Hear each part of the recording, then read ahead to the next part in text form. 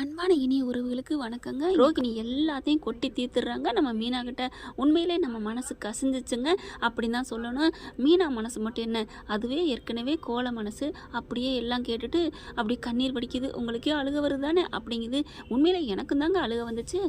நிஜமாங்க, உண்மையிலே ரோகிணியை திட்டி கழுவி கழுவி ஊற்றாத நாள் இல்லை. ஆனால் இன்றைக்கி அந்த பிள்ளை கதையை கேட்டு அவ்வளோ அழுக வந்துடுது. மீனா என்ன பண்ணுறாங்க, இனிமேலாவது உங்கள் பிள்ளைக்கு உங்கள் புருஷனுக்கு உண்மையாக வாழுங்க.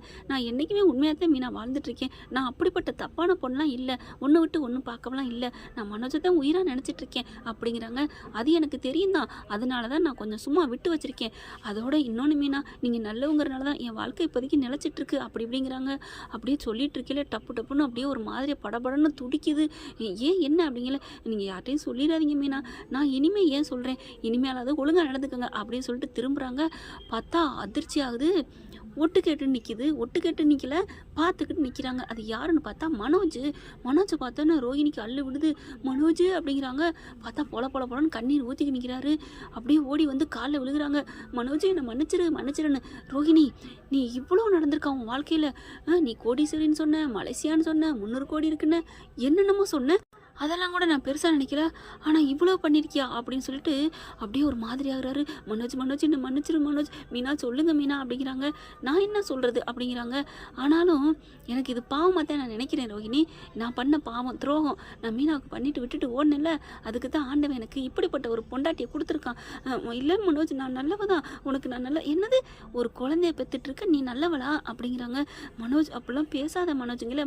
மீனா வந்துட்டு, ஏன் நீங்கள் மட்டும் இன்னொருத்திக்கு பிள்ளை கொடுக்கலையா அப்படின்னு கேட்க, ஆம்பளைனா ஒரு சட்டம், பொம்பளைனா ஒரு சட்டமா அப்படின்னு சொன்ன கையோட ரோஹிணி மீனாவை அப்படியே அகமகிழ்ந்து பார்க்குறாங்க. எவ்வளோ நல்லவங்களா, அம்மா சொன்ன மாதிரி மீனா நல்லவங்க தானே, எனக்கா இவ்வளோ பேசுகிறாங்களே அப்படிங்கிறாங்க. இப்போ என்ன, அவங்க வாழ்க்கையில் அப்படி தப்பாக நடந்து போச்சு.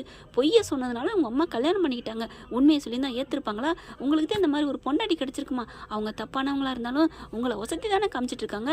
உங்ககிட்ட இருந்து அப்படியே 30 லட்சத்தை எடுத்துகிட்டு ஓடலையே, கிடைச்ச கையோட அங்கிட்டு ஓடினா என்ன பண்ணியிருக்க முடியும் நீங்கள் அப்படிங்கிறாங்க. ஆமாம்ல அப்படிங்கிற மாதிரி பார்க்குறாரு மனோஜ். இருந்தாலும் இல்லைம்மா ரோகிணி, எனக்கு மனசு ஆறலை. என்ன இருந்தாலும் ஒரு ஆண்மகனுக்கு பொண்டாட்டி கல்யாணம் ஆனவ, லவ் பண்ணவன்னு தெரிஞ்சாலே ஒரு இது வரும். புள்ள பெத்தவா அப்படின்னு தெரியல, ஒரு மாதிரியாக ஒரு ஃபீல் வருது அவருக்கு. இல்லை, எனக்கு நீ இந்த கதையெல்லாம் கேட்டதுக்கப்புறம் உன் மேலே கொஞ்சம் இறக்க இருக்கனால நான் கத்தலை. இல்லைன்னு வச்சுக்கேன், நேரம் நான் எங்கள் அம்மாட்ட போய் முதல்ல சொல்லியிருப்பேன், எங்கள் அம்மா பிள்ளை நான். ஆனாலும் இப்போ நான் சைலண்ட்டாக நிற்கிறேன்னா உன் மேலே வச்ச பாசமும் நீ இப்போ சொன்னியே கருணை கதை, அதனாலே நான் பேசாமல் போகிறேன் அப்படின்ட்டு போகிறாரு. அப்படியே தூக்கி வாரி போடுது மீனா அப்படின்ட்டு. அப்புறம் என்னங்க, தெரிஞ்சவங்களுக்கே தெரிஞ்சிருச்சு. இனி என்ன, அத்தைக்கிட்ட சொல்ல வேண்டியதானே. ஐயோ மீனா, அவர் என்ன முடிவெடுக்கிறான்னு தெரியவே இல்லையே கொஞ்சம் அப்படிங்கிறாங்க. கொஞ்சம் ப்ளீஸ் அப்படிங்கல, நான் ஏங்க இனிமேல் சொல்ல போகிறேன், இனிமேல் நல்லா இருங்க அவ்வளோதான் அப்படிங்கிறாங்க. தேங்க்ஸ் மீனா அப்படிங்கிறாங்க. கீழே வர மேலே கொஞ்சம் நேரம் பேசிட்டு கீழே வராங்க. ரூமுக்கு வராங்க, காணோம். எங்கே ஆளை காணோம் அப்படின்னு தேடி பார்க்குறாங்க. ஒரு லெட்டர் இருக்குது. என்னை மன்னிச்சிரு ரோகிணி, இனிமேல் எனக்கு உன் மூஞ்சில் முழிக்கவே எனக்கு ஒரு மாதிரியாக இருக்குது, எனக்கு இங்கே இருக்கவே பிடிக்கல, அதனால் நான் வீட்டை விட்டு நான் போகிறேன், என்னை எங்கேயும் தேடாத அப்படின்னு எழுதி வச்சுட்டு போயிடுறாரு. ஐயோ அப்படின்னு சொல்லிட்டு இந்த லெட்டரை யார்ட்டையும் காமிக்கவும் முடியாதே. உன் மூஞ்சில் முழிக்க பிடிக்கலன்னு சொல்லி எழுதியிருக்கான்னா என் மாமியா ஆடிப்படுவாளே, என்ன பண்ணுறது அப்படின்னு சொல்லிட்டு, அந்த உன் மூஞ்சில் எனக்கு முழிக்க பிடிக்கல, அதனால் நான் கிளம்புறேன் அப்படிங்கிறத மட்டும் கொஞ்சம் எழுதி கிறுக்கி மாற்றிடுறாங்க.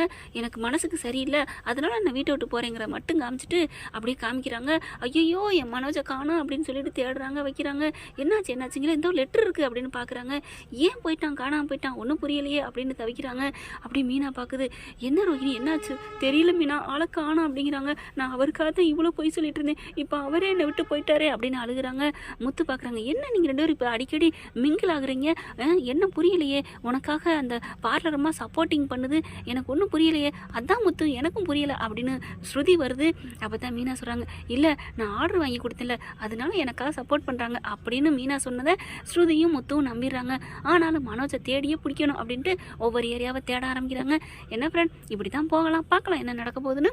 இந்த பற்றி உங்களுக்கு பிடிச்சிருந்துச்சுன்னா உங்கள் பொண்ணான கையில் ஒரு லைக்கை போட்டு சப்ஸ்கிரைப் பண்ணிடுங்க. Thank you friend.